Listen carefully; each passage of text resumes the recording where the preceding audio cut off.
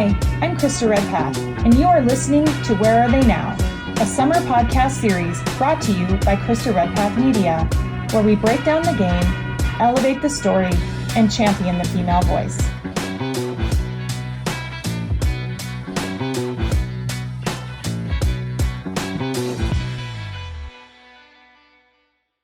Linda Weyler Jacobson, a former Big Sky Conference MVP, and somebody actually we reference on this show quite a bit because she is doing great things right now in the high school basketball world, letting us know all about recruiting and all sorts of different things. Our Where Are They Now series continues. Crazy, it's already episode number 6 of season number 3, but here we are. Krista Redpath, the co-host, and again, Linda Weyler Jacobson here in studio. So, Linda, I've told Krista this many times, but it's funny.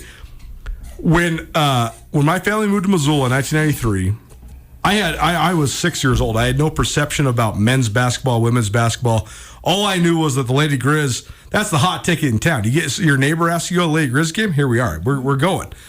But your guys' group, and you guys are of a similar. Are you guys the same exact class? Exact same. Yeah. Exact graduated same class. the same year in high school. So your guys' class. This was the first time where I was like. I was 15 years old. I was like, we got to get season tickets. So me and my buddy Jack McGillis, who I know you guys both know. Our water boy one year. You're the water boy. He went on to be a state champion in Missoula Hellgate, played at Oregon State and then Montana. We said, hey, we're getting season tickets. We're sitting there. So we had the corner seats right by the band.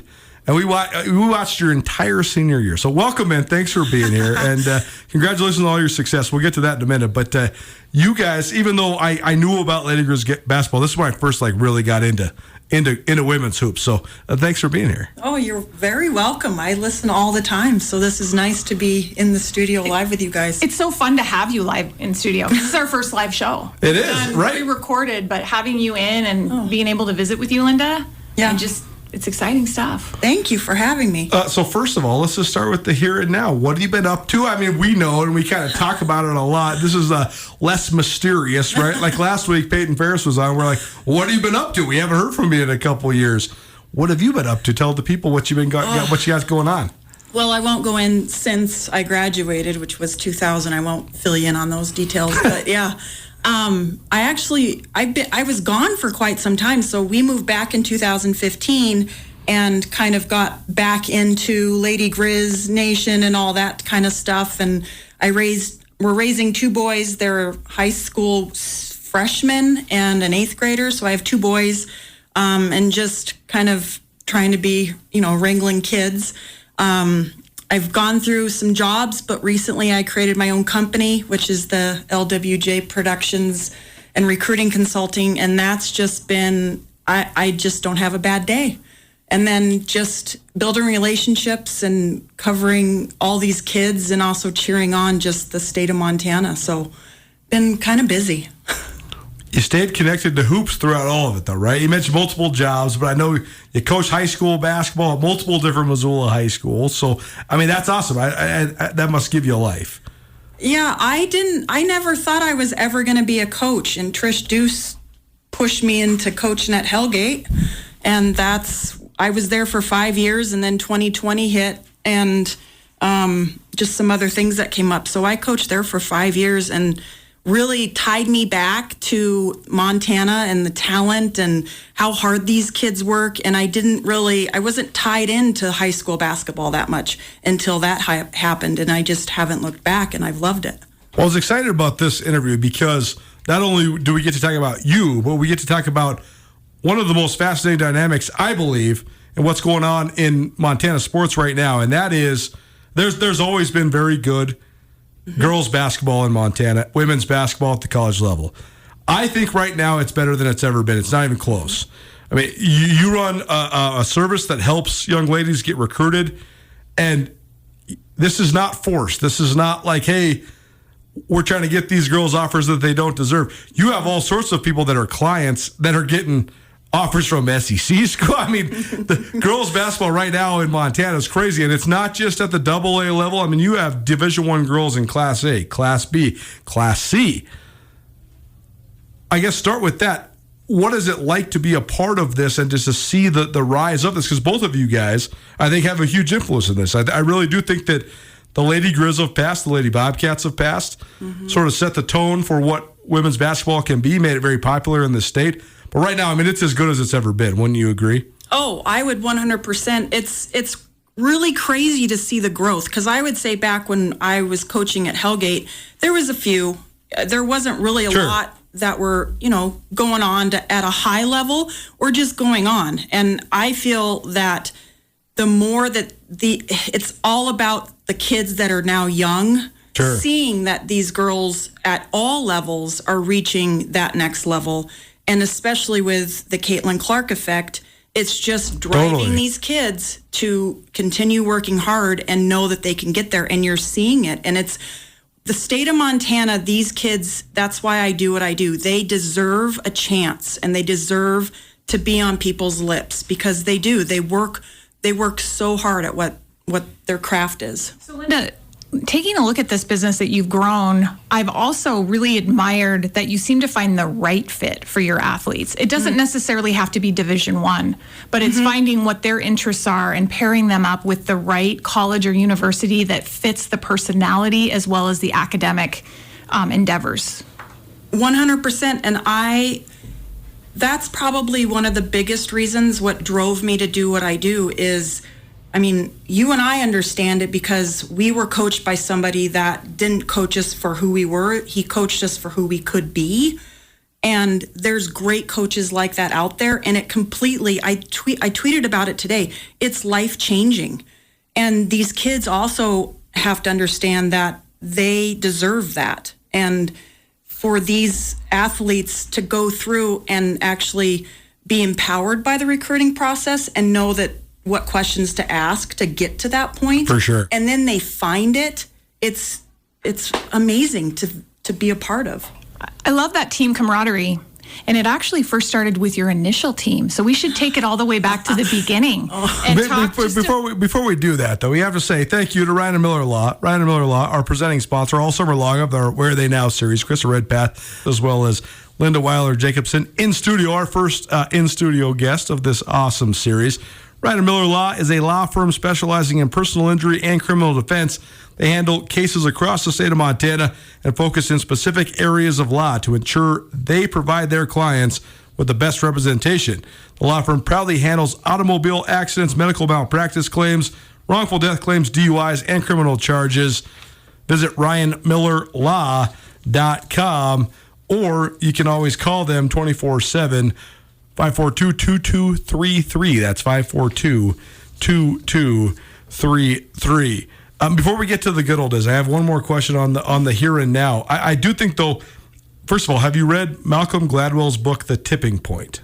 No, I haven't. It's a phenomenal theory about like when things sort of catch and then they spill over. For example, cell phones existed in the 1970s.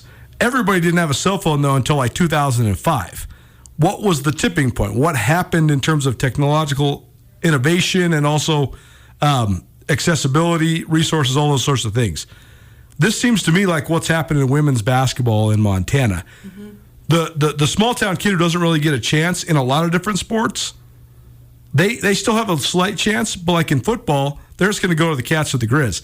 Now, the Cats and the Griz are very lucky if they get some of the top 3, 4, 5, 6, and even 10, 12, 13 players in Montana. I mean, like Brianna Williams is in the stratosphere. She's a top 50 recruit now out of Billings Skyview. So you mentioned just giving these kids an opportunity, but there's also a lot of development that's been happened here in the state. And also, I think Montana's been discovered a little bit. You see these travel teams, they're getting exposure at a higher level. Just talk about that part of sort of the recruiting process. Oh, yeah. And I'm very involved with that. I actually coached AAU for 1 year, and I learned a ton about that process and what it looks like, what it doesn't look like, what, the perceptions and things like that.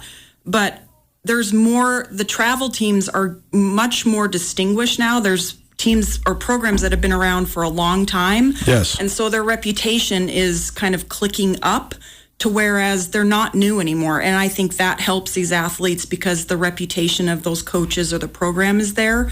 And to find your fit, for these kids to be able to go out of state and not just maybe see a coach here and there, which sometimes it happens, sometimes it doesn't, but to develop their play, their style of play against athletes that are at a much higher level or at the level they need to be at, that development part is huge.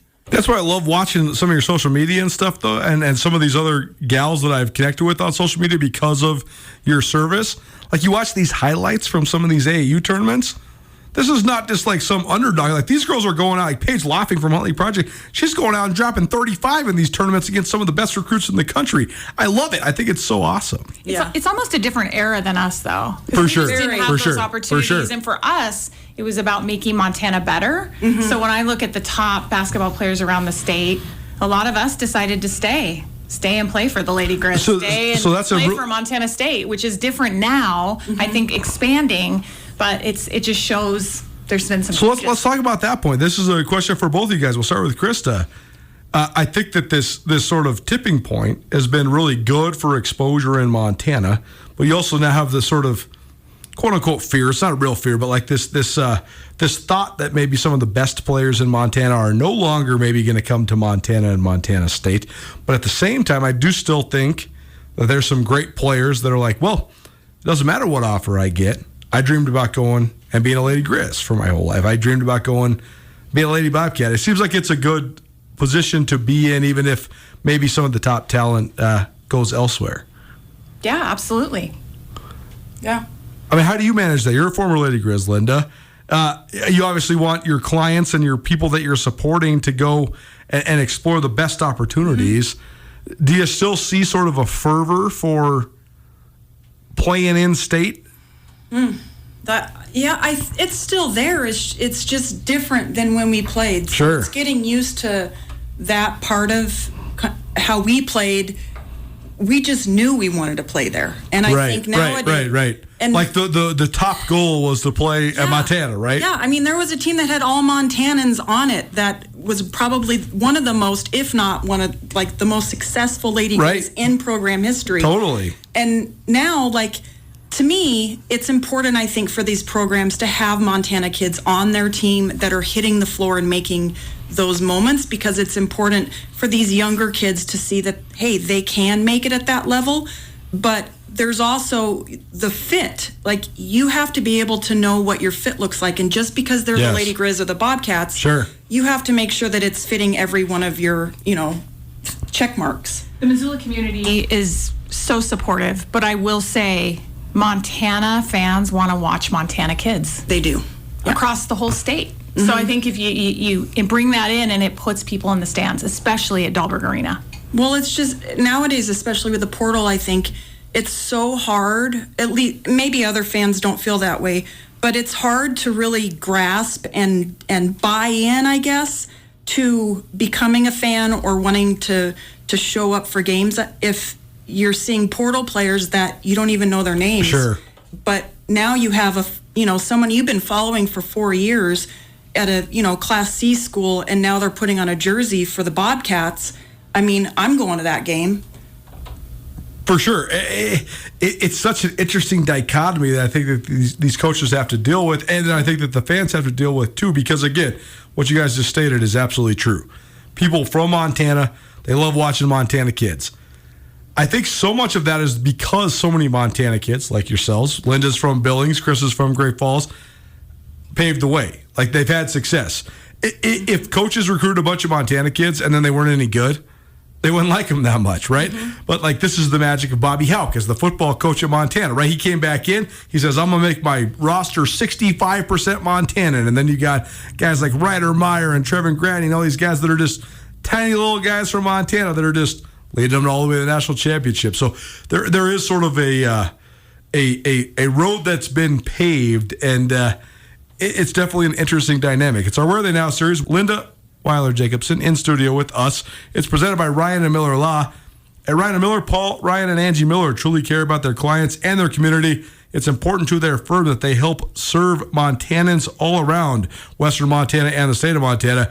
Every year they find ways to give back to this community and support the community. The list is over 100 organizations. Every year they proudly put together backpacks for kids in the community to donate school supplies to local students. They also have their car seat program. They sponsor multiple different youth sports teams around the community. even the Quiz Bowl. I mean, they have their hands in everything. Yes, over hundreds of organizations. But Coulter, I think what they do is they really try to empower organizations and youth sports. And I know Paul is now getting involved with high school baseball. And that's also, I mean, he's a former baseball player, but very important to both Angie Miller and Paul Ryan. Very good. Linda, Krista wanted to go back to the sort of entry point to this, so let's do it. When it comes to, I know you had a good question about just camaraderie and the Lady Griz family, so go ahead, Krista. Well, we all think that your story began in Billings, but why don't you talk about a little bit before Billings and what happened with, Hilmer and Nita, and being a family of 4 siblings. You definitely had a lot of fun growing up, but talk about the early days, Linda. There's 4 siblings, and I learned a lot starting very young with my dad. He was an Army Ranger. He jumped in Vietnam. Wow. And so growing up, I mean, we would have Sunday family meetings where each of us would get a list of chores.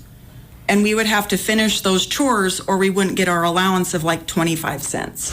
I love it. And I mean, it was from, edging the grass all the way to wiping down all the woodwork in our house. And we had a lot of it. It was the 1970s and 80s. So yeah, it kind of started with that. And I feel like him being that way, and also he was such a perfectionist. So if we did not do it correctly, we started over. So looking back, that kind of, I think, drove my competitiveness. But yeah, 4 of us. I remember my mom, she always made everything homemade, and we would eat dinner, and literally, if you did not jump in on the meal, you weren't getting food. So even now, like, I will finish food. You were boxing out at a young age, is what you're saying. At a young age, I was and we couldn't mess around with my family. The older they got, I mean, my older sister's 6'3", my brother's 6'6", my younger sister's 5'10". I mean, there was lots of stuff going on when we were all together at once, and you had to block out all the time with our family. So you weren't always a city kid, though. So talk a little bit about those years before. Oh yeah, I don't think a lot of people know that. I was born in Great Falls. My dad, wonderful city. Yep, Howard's Pizza. The Windy City. Very, yeah. He was a custom farmer, and so we were living in Valier, and somehow Valier, wow, yeah, population 250. Yeah. So, but I mean, we actually had to move a lot because he was pretty much a farmer would pay him to come plow their fields and stuff, and so we were moving a lot, and we ended up in Columbus, Montana. So from when I was walking until 5th grade, we grew up in Columbus, and that's kind of, my little small town roots. 10 acres. We had sheep. We had chickens. We had a huge garden. Yeah. So I'm a little bit a rancher. Isn't it so funny though how back then our parents, grandparents, they were working so hard to get us to get these lives that we have now. And now I think about that and I'm like, I would love 10 acres in Columbus. Give me 10 acres of Columbus and sheep and cow. I mean, that sounds like just my dream come true. It's funny how that works. How big were your parents? I mean, you're talking about your brother being 6'6", your sister being 6'3". I mean, come on.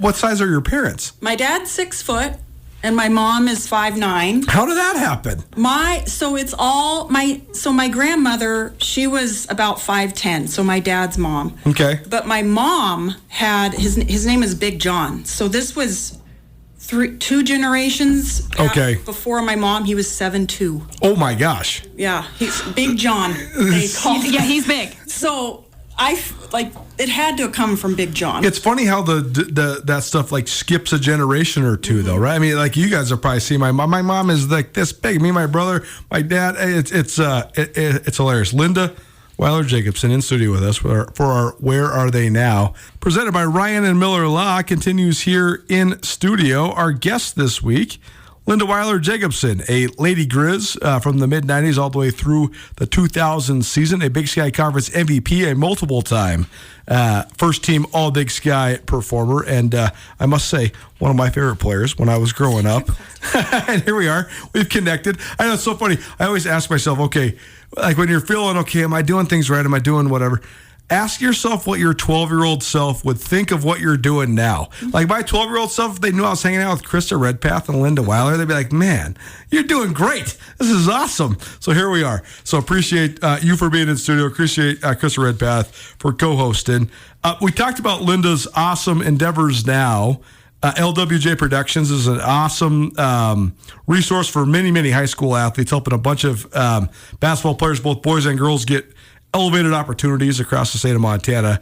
But let's take it back to your college days. So you are actually, you mentioned this, you moved around Montana a little bit, Columbus, but then Billings for high school. Mm-hmm. So take us through that transition. Like, when did you decide to move to Billings, or did you guys actually even move to Billings, or did you just go to senior high school? Just tell us about that part of the story. Yeah, we were living in California. My dad's dad. So you had a foray in California. Okay. Yeah. So, and we went down there because my grandfather was dying of cancer, and so we moved there for a year. Mm-hmm. And my parents we couldn't stay in California, so they made the move. Montana to California is a tough transition. Yeah. So we knew, like, there's 4 of us, and I was in 6th grade at that time. So we needed to just make a kind of a new start, and we ended up back in Billings, which was close to Columbus. And I started 7th grade, so middle school there, and I was already 5'11". That was weird as a middle school kid going in and everybody's staring at you. And that was a big adjustment too. You lose all your friends from Columbus and there's no technology. So that was a big shift. And Sure. then now you're moving back to another brand new city. And yeah, my sister, she was a freshman. She walks in at 6'3". So already the town, it felt like, I remember her coming in and just saying, yeah, it was kind of, I walk in and we're brand new and everybody kind of knew me already. So that was different too, because I started basketball, I'd probably say, in California. So we were starting into sports immediately. And just going to a AA school. I mean, we had 360 in our class coming from Columbus. It was a constant state of adjustment, but it was great. You had a great high school career at Billings Senior. So then when you're deciding where you're going to go to college, at that exact moment, right? I mean, you mentioned this during the last segment. There's been many great high points of Lady Griz basketball, but I think that like the iconic moment for the Lady Griz was that 93-94 team where I think 14 out of the 15 players on the roster were from Montana. All of them. There's the poster in in Dahlberg Arena where every gal is wearing their high school letter jackets. And it's just like, wow. And that team went to the NCAA tournament. They competed in the NCAA tournament. Unbelievable. So, I mean, that probably influenced you a lot when you were choosing where to go and where were you going to make your future choices. I still remember having this yellow Sony radio and listening to Lady Griz games up in my room. I mean, awesome. That's just what and there wasn't social media, so you were learning about them, sure, reading the actual newspaper. Right, getting the box score of the newspaper the next day, right? And following them. And then Tennessee, we're already signed and they're playing Tennessee at home the year before. I mean, selling out 8,500 fans at Dahlberg Arena. I mean, back then, at least for me, that's just what you did. You worked so hard knowing that you wanted to have Rob Selvig call you on the phone and offer you a scholarship. When that happened, what was that moment like? I hung up on him. You thought it was a joke.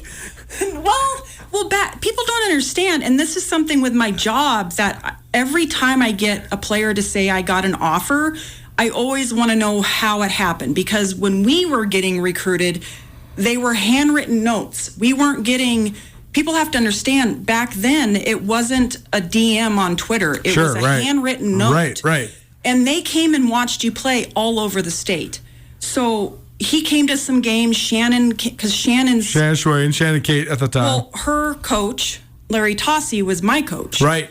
So she was at some games, and I was playing volleyball. I had an offer at Utah for volleyball. Wow. And Gonzaga, but they weren't great back then. But when Rob called, he offered me, and I said, well, I need to check with my parents. So I hung up on him. It's long distance. Right. So my parents are like, you have to call him back, but it costs money to call him back. And they weren't home. So I had to discuss it over with my parents. That's hilarious. And then spend money to call Rob back to say yes. Isn't it so crazy? Now that you're in the recruiting game now, it's so instantaneous. Oh, yeah. Texting, DMs, Twitter, all this sort of stuff. I mean, Shannon, formerly Shannon Kate, now Shannon Schwain, she told me the same thing. She said, when I was getting recruited, I got these offers from Kentucky and Vanderbilt. She's like, I have no idea what Vanderbilt is. So I had to drive to the library in Billings and look it up because there's no internet. Look it up in the Encyclopedia Britannica. She got a note from Vanderbilt. She's like, what is that? Where is that? Do I want to go there? I don't know. There was no internet. You couldn't search up anything. Yeah. Amazing. Linda Weyler Jacobson in studio with us as part of our Where Are They Now series. Krista Redpath, co-hosting, is proudly presented by Ryan and Miller Law. At Ryan and Miller, with over 40 years of experience, their team approaches every case like it's going to trial from day one. This ensures they are always prepared and ready to press forward on all their cases, get their clients the justice they deserve. Best way to reach them is by phone, 406-542-2233. That's 542-2233. They're available 24/7 on the phone. You'll always have a live person to talk to. You can also find them at ryanmillerlaw.com. As part of our Where Are They Now series, we have an intern who's been doing great work and also learning a lot with us. Zoe Ryan is in studio with us. She has a couple questions for Linda, so we'll start with your first question, Zoe. First of all, welcome to the show. Thanks for doing it. Thank you. I'm so glad to be here. So my first question is just, what is your biggest challenge as a player? Good question, Zoe. A lot of them, I'm sure. Especially when you play for Robin Selvig, right? Well, first, you knew coming in, number one, you weren't going to be, there was no starting position. You had to earn every minute. But on top of that, I wasn't really injured in high school. I've had the bad ankle sprains, but I found out my biggest struggle was probably my freshman year, and I almost quit because we came into practice. It was November, I feel like it was, and I couldn't lift my right arm. And the university couldn't figure out what was wrong with me. It took them 2 months, and then I went home for Christmas. In that whole time, they're getting ready for the season, and I can't practice or do anything. And so I go home for Christmas, and one of my high school friends has a dad for a doctor and did 2 tests and found out I tore my rotator cuff. Whoa. So I'm expecting that I'm coming in as a freshman and all that newness, and then find out that I have a season-ending injury. And now I have surgery. I get pushed out to Washington for surgery, come back, I can't practice. I can't travel. I can't, when they're practicing, I'm doing rehab, and you're a freshman, and yes, you're part of a team, but they're doing everything else that you're not. And number one, I didn't have a roommate. So there was just a lot of depression, a lot of loneliness. And back then, mental health was not, you didn't talk about it. There wasn't even a comprehension of what that was, right? Or that there was ever to even speak about it. And so there was multiple times that I would call my mom and I wanted to quit. I wasn't part of the team, and I really couldn't do much. Their season went on, and I was done for probably 9 months and stuck around. What kept you going then? What helped you sort of get past that wanting to leave? I don't know, Coulter. When I think about that, I don't know what it was. I'm assuming, because I don't remember, it had to have been that I got back into a routine with them. Sure. But we also didn't go home for the summer. Sure. And so that summertime, I feel like for the Lady Griz program was the secret ticket to their success. And Krista so talks about this all the time, right? Yeah, I didn't go home to Billings. I stayed, and now I got to spend time with them because it was after season. So I'm guessing that I just, found my flow again. There's probably the part where too, though, you don't want to relinquish this opportunity that you've dreamed about for a really long time. And there's also just the sort of pressure's the wrong word, but sort of expectation. Like you're already in the Lady Griz program, and then I'm sure you're like, well, if I leave this, what's happening next? Well, and you go back to my dad. I mean, think about all the pushing leading up to that. Like I had to go to the park, and he had shots for me to make, and I couldn't leave the park until those shots. Right. And then him, just the perfectionism and all of that. I don't remember having conversations with him, but I'm pretty sure I did. And I'm going to guess right now that he told me, you're not quitting ever, because that was his personality. And so I'm assuming that there was a little bit of that, but just the Weyler part of me, which is that drive, I think maybe in the more I think about it, kind of kept me there. Linda Weyler Jacobson in studio with us as part of our Where Are They Now series, proudly presented by Ryan and Miller Law. Krista Redpath, our co-host, as well as Zoe Ryan in studio with us. Zoe, your next question. So my next question is, what was it like adjusting to life after basketball? Good one. That is a good one, because you think about it. I started basketball in, from what I recall, like 6th grade. You know, and you have this career, and it's a part of your life, a lot of your life. But when I actually was playing for the Lady Griz, a couple weeks after I graduated, I moved out of state. I moved with Lauren Cooper. Funny, great Lady Dallas, Griz. Oregon. Yeah. What were you guys doing there? Just going on an adventure? So funny. No, I needed to leave. There was some things that kind of, I thought, well, I haven't really ever left the state. Sure, and this right, was yeah. I feel like everybody that's your should one leave. foray in California they didn't like, right? Yeah, so Lauren invited me to come stay with her family, and her family got us a job at a fruit and vegetable farm, and I managed Hispanic workers and drove tractor. So that was Sounds my awesome. first job. What is in Corvallis, like outside Corvallis? Yeah, there's That's awesome. Stallbush Island Farms. They're in grocery stores now. Anyways, so I was... These are the things I dream about, owning land in Columbus with sheeps and driving tractors on farms. It's funny how we just come full circle. Yeah.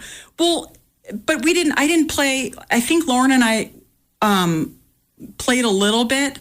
And so my adjustment right after was just pushed right into the working class.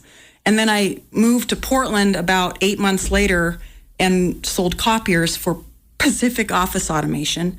And Megan Harrington was living there, and we started hanging out there.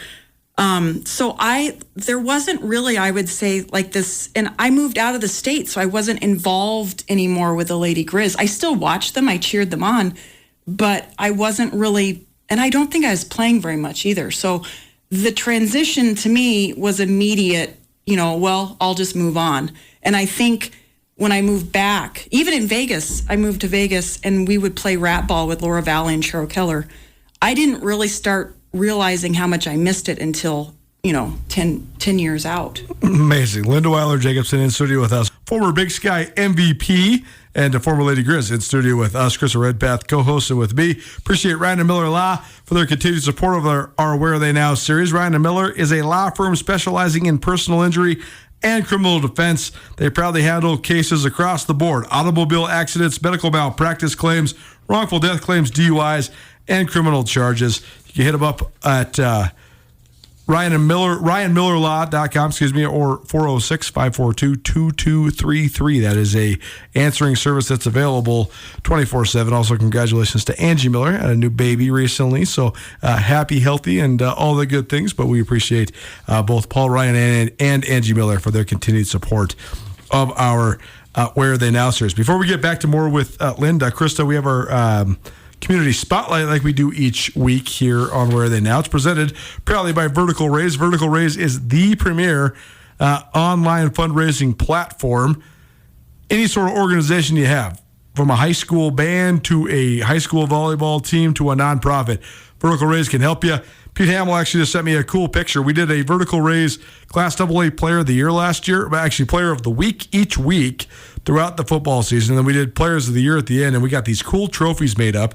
And he must be up in Kalispell because he just texted me a picture of Isaac Kimes, Defensive Player of the Year. Isaac Kimes is a great defensive end from Kalispell Glacier. He was our Class AA Defensive Player of the Year, and the trophy looks great in the Glacier High School trophy case. So thank you, Vertical Rays, for supporting our Community Spotlight each week. Who is our Community Spotlight this week? Our Community Spotlight this week is the house that Rob built, which is actually being renamed to Playing Like a Girl, the house that Rob built, and it's coming to PBS in November, which is really big. Linda Weyler Jacobson, the community social media manager, development manager, so obviously very involved with the film. But I think what's really great about this renaming and coming to PBS is you look at Robin Selvey, who we played for. He expected the women and the girls that he coached just to play just as hard as the men. Mm-hmm. And so I think there's just some very endearing parts of this movie that you could relate to even if you were a non-basketball player. But in an era when gender discrimination in sports was the norm, Coach Selvig built the house of inclusion and empowerment by recruiting female athletes from ranches, farms, small towns, and sprawling native reservations of picturesque Big Sky country. We are very proud of this film, all of us, Lady Griz. Yeah, it should be. And it's just really neat that it's coming to PBS. Linda, can you talk a little bit about what that entailed?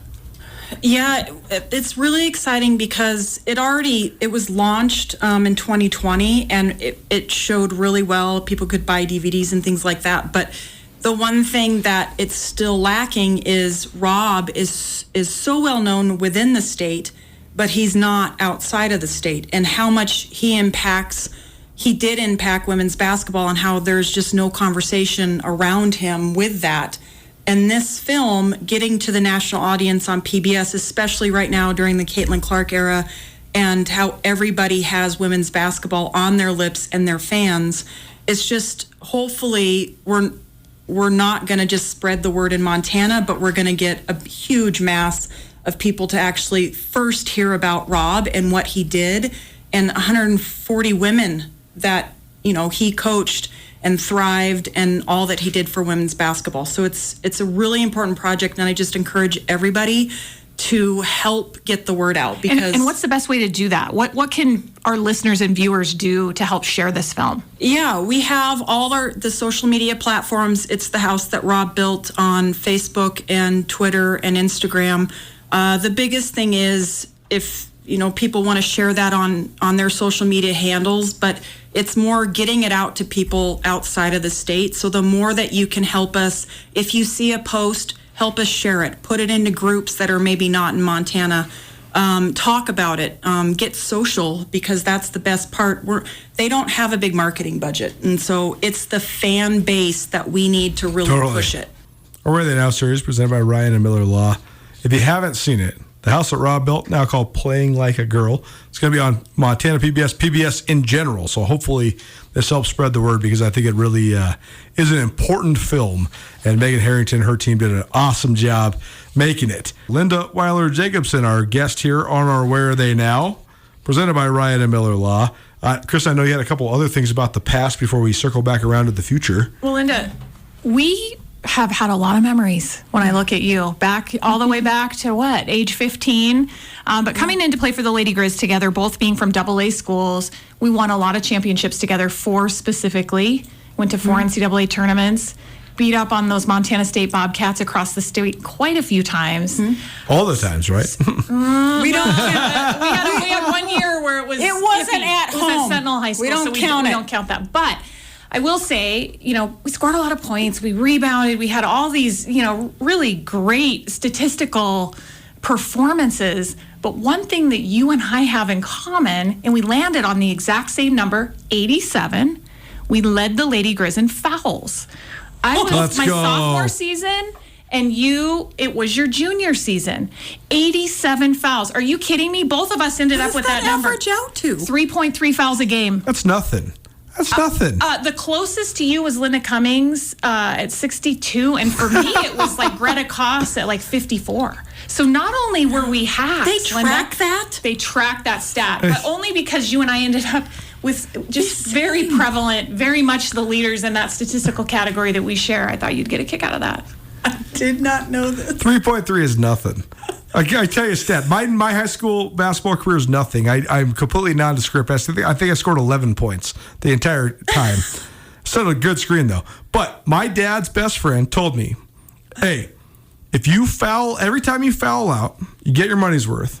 I gave you $5. And if you foul out every game of your varsity career, I'll give you $500. Guess who made $500? Yeah, we were making $500. Every game I fouled out. What? Every single game. I don't have anything on that. I just made sure they counted. Like, I earned those fouls. I earned my fouls too. Amen. And I've even said this on the show. I never met an official I really liked, and you obviously liked. No, them I your did. senior I had season. to become friends, or else I would average more. Well, you've been involved in basketball a whole bunch throughout your life, whether it was during your playing career, coming back around, coaching AAU, coaching high schools in Missoula, and now running this awesome recruiting service that you do. How much did your time, both in Billings and Columbus as well, but also now playing for Lady Griz, how much did that influence you coming back around to now what you're doing here in the here and now? Probably 99% of everything I do, I pull off of life lessons I learned from growing up to playing in high school. I got to interject here. I don't know if our listeners and viewers would know this, but Linda had a paper route growing up Oh, I in love it. Billings and was up before most people were even thinking about their day. And you paid for a lot of your own basketball shoes and your own opportunities. But can you talk about that? I mean, your family shared this route, but you kind of anchored that route for many years.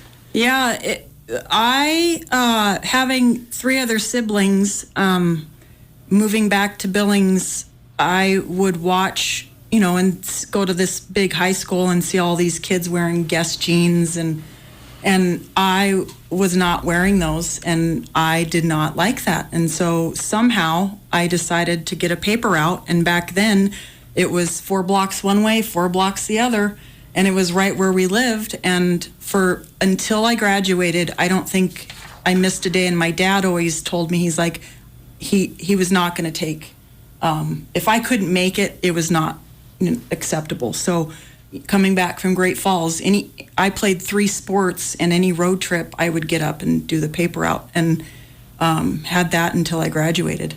We're up against it a little bit, but I know we have to ask Linda about our common theme of the summer. We do, and I think it's so fitting because this last weekend was the WNBA All-Star Game. Record 3.4 million viewers. Actually, it peaked at 4.1. Over 16,000 went to the game in Phoenix. And we've just seen this record attendance and surge of women's basketball, which we've referred to on the show as the Caitlin Clark effect. I think that she played phenomenal. She ended up having 10 assists, only 4 points. She passed up a lot of shots in that game, which is fine. She made people around her better. Angel Reese finished with a double-double. But we have players like Angel Reese and Caitlin Clark. What is it about them, Linda, that you think is really surging and making women's basketball part of that dining room conversation for maybe even the non-basketball player? I feel like all of them kind of came in. There was a perfect storm. I think it started back when the NCAA, there was the social media, like the women came after the discrepancies at the tournament and how the men were getting this and they weren't getting this. And I think that started piquing people over to maybe who weren't sports fans to be like, wait, there's a whole nother, women's basketball. Oh, and then you start getting these Caitlin Clarks, Angel Reese. But Caitlin Clark, I feel like what makes her extra special is she wasn't breaking one record. So she wasn't in the news once. She was in the news almost every week. Day. During her whole career, she was breaking records.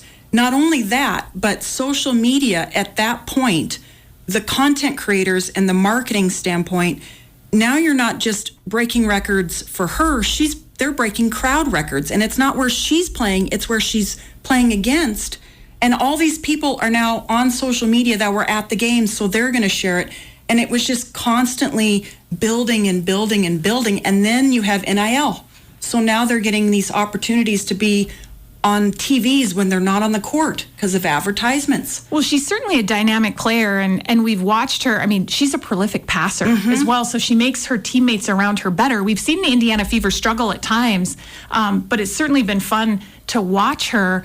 I think people got behind her because of spending 4 years at Iowa and maybe staying in one spot for 4 years. The trajectory of women's basketball is jumping the portal. That needs to be discussed more. I feel like she's a really strong mentor for these kids that are trying to find a fit and realize, well, what did she do? Why did she stay? I think it's a really different aspect of her success that I wish was brought up more. Well, and she's an anomaly. And I love that she said to Lisa Bluter, her coach, hey, we're going to the Final Four. Yeah. And it's like, no, everyone goes, what is Iowa going to do? Totally. Exactly. And then she ends up doing it, but her hard work and perseverance. But I also think, Coulter, we've had this discussion, she's quite humble. If you look at her interviews. She interviews well. And she also talks about making room for others. And she was the first to credit her teammates. And obviously the WNBA All-Stars beat our national team, who just beat Germany. So at least they bounced back. But I mean, they beat them 117 to 109. And a lot of that was behind Caitlin Clark, who was a starter and received the most votes in the entire All-Star voting process. But she obviously brings something to the game. Oh, yeah. It's very special. We talked about the tipping point earlier. Caitlin Clark, certainly the one that pushed over the tipping point in women's basketball. Linda Weyler Jacobson, our guest on our Where Are They Now, proudly presented by Ryan and Miller a lot. Ryan and Miller, with over 40 years of experience, their team approaches every case like it's going to trial from day one. This ensures they're always prepared and ready to press forward on any and all cases to get their clients the justice they deserve. Best way to reach them is by phone, 406-542-2233, or you can also visit ryanmillerlaw.com. Give people a plug on LWJ Productions. They're doing a great job with all of the various things, especially the social media. I'm not a client. I'm not getting recruited by anybody anytime soon. But it's a great way to follow high school basketball around the state of Montana at the very least. But if people are looking to get an elevated boost and get some education, it's also a great resource. So tell people how they can get in touch with you. Oh, yeah. I'm on social media quite often, LWJ Productions or just LWJ Video. I've been doing it 2.5 years. I work with all athletes. I vet them. That's one thing that I think is a little bit different than a lot of parents and kids understand, is that I just don't take everybody. Sure. And that's different than the NCSAs and other recruiting services. And I feel like it's something that these kids, like I already said, they deserve to find. They deserve to find a good fit, but also just been given the opportunity. So it's been absolutely just a great kind of endeavor that I've taken on, and it's my job. It's my dream. So.